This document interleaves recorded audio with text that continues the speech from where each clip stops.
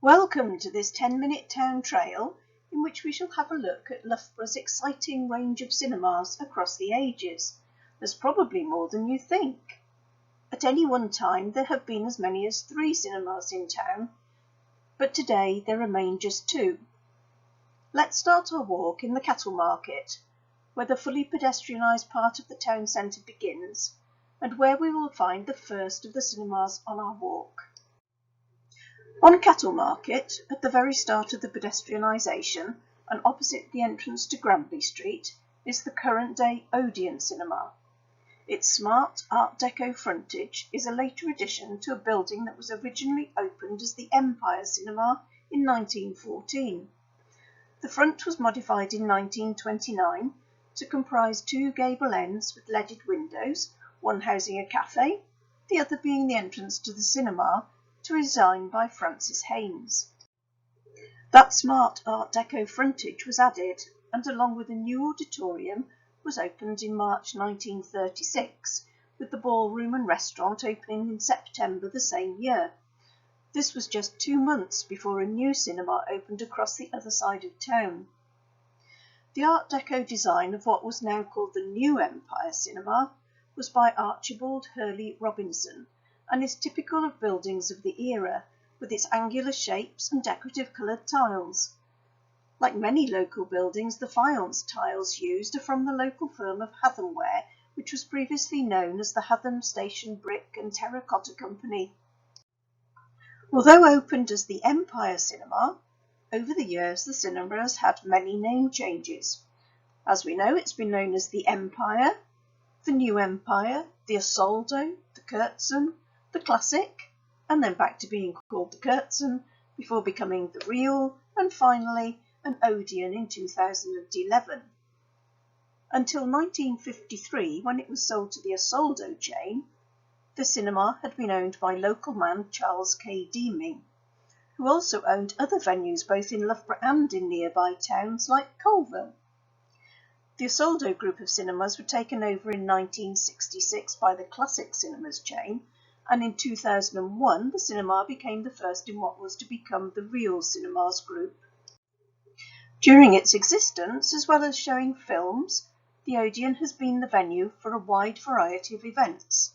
For example, in 1943, when it was called the Empire, the London Philharmonic Orchestra played a concert of popular classical music here. This was part of the government initiative to boost morale and bring classical music to the industrial cities of the North and Midlands during the Second World War. Clearly, Loughborough, with its many manufacturing businesses, was seen as a suitable location for a concert, despite not being a city. The flamboyant conductor was due to be Malcolm Sargent.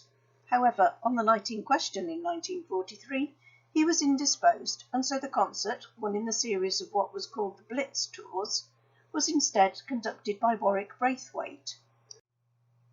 Inside, the cinema foyer has retained some of its Art Deco appearance, including the sweeping staircase, stained glass windows and lighting, as well as new Art Deco style signage. Leaving the cinema and walking towards the marketplace, Town Hall Passage is found beside the Town Hall. Walking down here, on the right, you can see some of the stained glass windows of the Odeon from the outside of the building. Also on the side wall of the building is the ghostly remains of the painted Empire Cinema sign. Retracing our steps along Town Hall Passage, turning right into Marketplace, and at its junction with High Street turning left, we then take the right turn into Biggin Street. On your left you'll see the Champs Sports Bar. Until 2019 this was the Unicorn Pub. To your right is the entrance to Churchgate, which in 1980 was the first street in the town centre to be pedestrianised. Stand between the pub and Churchgate and look ahead to the card shop and the general stores called Bonkers. In this place there stood the Victory Cinema. It was opened in 1921 and built in a neoclassical style.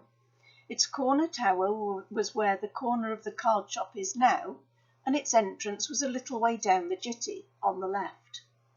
Pictures of the cinema seem to show the building curving around on all sides. Originally, the cinema was owned by the Universal Car Company in Leicester, but was sold in 1933 to Charles K. Deeming, who, as we have already seen, owned the Empire Cinema.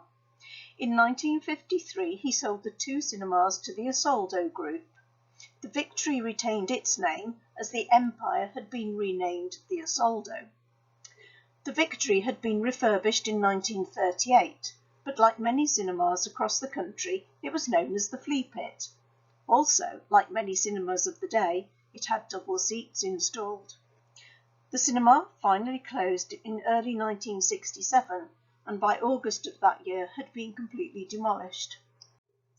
Here you can see the position of the Victory Cinema from the opposite direction, so standing outside Wonkers and looking towards Champs. From Bigging Street we walk up Churchgate, noting along the way that the street retained its original medieval width.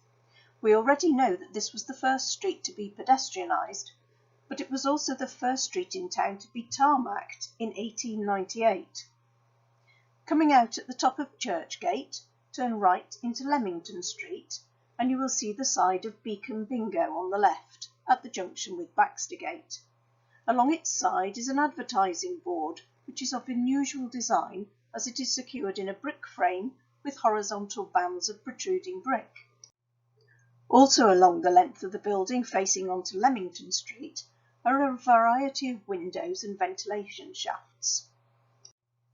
Moving around to the front of the building, the columns clad in faience tiles appear over the entrance canopy, and the whole top part of the building is finished in the same Hathornware tiles.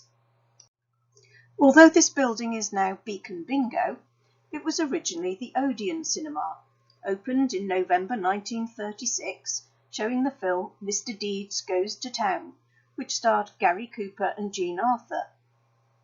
The building was designed by Arthur J. Price of the Harry Weedon architecture practice for Oscar Deutsch's chain of cinemas.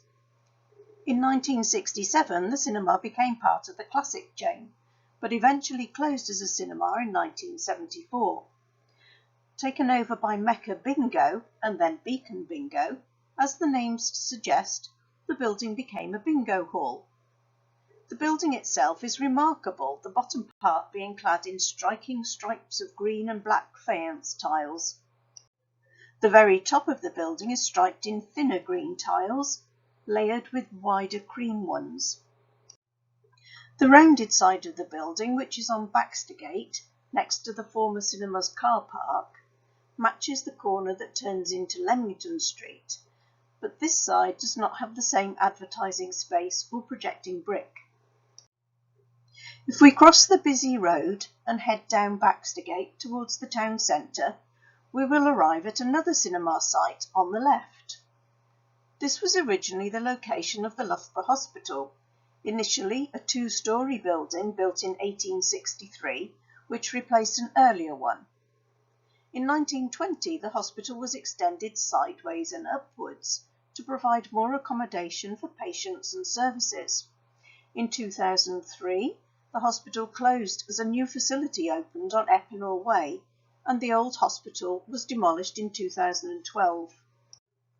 The building that was adjacent to the old hospital, after the extension of 1920 was built, was formerly a home for nurses, as well as having been a doctor's surgery and a health information centre, and had started life as an auction house and restaurant for Garton and Amat. This Grade 2 listed building was included in the redevelopment of the site.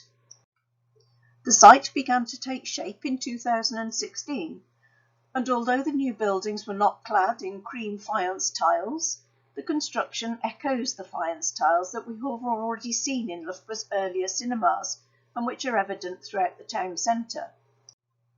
The completed leisure area comprises not just a multiplex cinema, but also half a dozen or so restaurants and cafes.